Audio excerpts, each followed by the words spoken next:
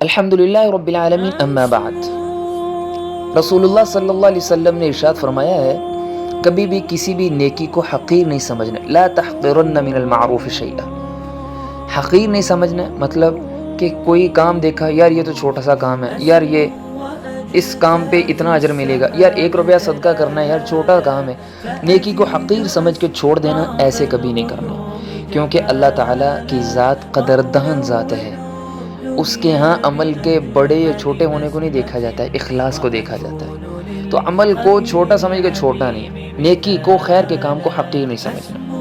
آج جو ہمارا درس ہے وہ قرآن پاک کی ایک مختصر سورت اخلاص کے فضائل سے متعلق ہے۔ سورۃ الاخلاص کیا چیز ہے، اس کی کتنی قدر و قیمت ہے، اس کے فضائل کیا ہیں، تو حضرت ابو درداء رضی اللہ تعالی عنہ سے مروی ہے، رسول اللہ صلی اللہ علیہ وسلم نے ارشاد فرمایا، صحابہ کرام بیٹھے ہوئے تھے، آپ نے فرمایا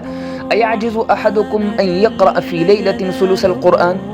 بھئی کیا تم میں سے ہر بندہ روزانہ رات کو سونے سے پہلے قرآن پاک کا 1/3 حصہ نہیں پڑھ سکتا، یعنی 10 پارے روزانہ رات کو سونے سے پہلے تلاوت کریں؟ قالوا وکیف یا رسول اللہ، صحابہ نے کہا یا رسول اللہ 1-2 دن تو بندہ کر سکتا ہے، یہ روزانہ یہ کیسے ممکن ہے، یہ کیسے ہو سکتا ہے؟ تو آپ علیہ الصلوۃ والسلام نے ارشاد فرمایا قل هو اللہ احد یعدل ثلث القرآن، ایک مرتبہ قل هو اللہ سورۃ الاخلاص دل کے اخلاص کے ساتھ پڑھنا، یہ 1/3 10 پارے قرآن پاک کے اجر کے برابر ہے، 10 پارے۔ امام بخاری رحمہ اللہ نے روایت کی ہے حضرت انس رضی اللہ تعالیٰ عنہ سے، ایک صحابی ہے حضرت علیہ الصلوۃ والسلام کے پاس آ کے عرض کرنے کہ یا رسول اللہ صلی اللہ علیہ وسلم انی احب هذه السورہ، مجھے یہ سورۃ الاخلاص سے محبت ہے، تو میرے نبی نے کیا فرمایا؟ صرف محبت پر آپ علیہ الصلوۃ والسلام نے فرمایا ان حبک ایاھا ادخلک الجنہ، تیرا اس سورت کے ساتھ محبت رکھنا اللہ تعالیٰ تجھے اس کی وجہ سے جنت میں داخل فرما دیں گے۔ وہ صحابہ کا معیار ہوگا، اللہ تعالیٰ نے وحی کے ذریعے سے بتا دیا ہوگا کہ یہ کتنی خالصت نیت کے ساتھ اس سورت سے محبت کر رہے ہیں، اور مضمون کے ساتھ یعنی اللہ کی وحدانیت کی شہادت اور گواہی دے رہے ہیں۔ اسی طرح امام ترمذی رحمہ اللہ نے ایک روایت نقل کی ہے کہ عن ابی ہریرہ رضی اللہ تعالی عنہ ان النبی علیہ الصلوۃ والسلام سمع رجلا یقرأ قل هو اللہ احد، آپ علیہ الصلوۃ والسلام ایک طرف سے جا رہے ہیں تو ایک صحابی کو قل هو اللہ پڑھتے سنا، تو آپ علیہ الصلوۃ والسلام نے ارشاد فرمایا وجبت، حضرت ابو ہریرہ فرماتے ہیں قلت یا رسول اللہ وما وجبت، آپ علیہ الصلوۃ والسلام نے فرمایا بھائی واجب ہو گئی، میں نے عرض کیا یا رسول اللہ کیا واجب ہو گیا؟ تو رسول اللہ صلی اللہ علیہ وسلم نے ارشاد فرمایا الجنہ۔ پتہ نہیں وہ صحابی اس وقت کس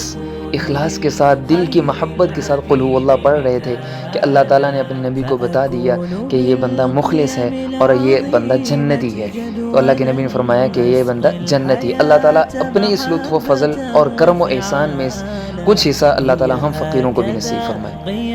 اور قل هو اللہ کو اپنا معمول بنانا، کم از کم روزانہ 3 دفعہ قل هو اللہ ضرور پڑھ لیجیے، ایک قرآن پاک کے اجر کے برابر ثواب ملتا ہے۔ لیکن اس کا یہ مطلب ہرگز نہیں ہے کہ ہم صرف قل هو اللہ ہی پڑھنا شروع کر دیں اور باقی قرآن چھوڑ دیں، صرف قل هو اللہ کی فضیلت یہ ہے کہ اس کا اجر اتنا زیادہ ہوتا ہے۔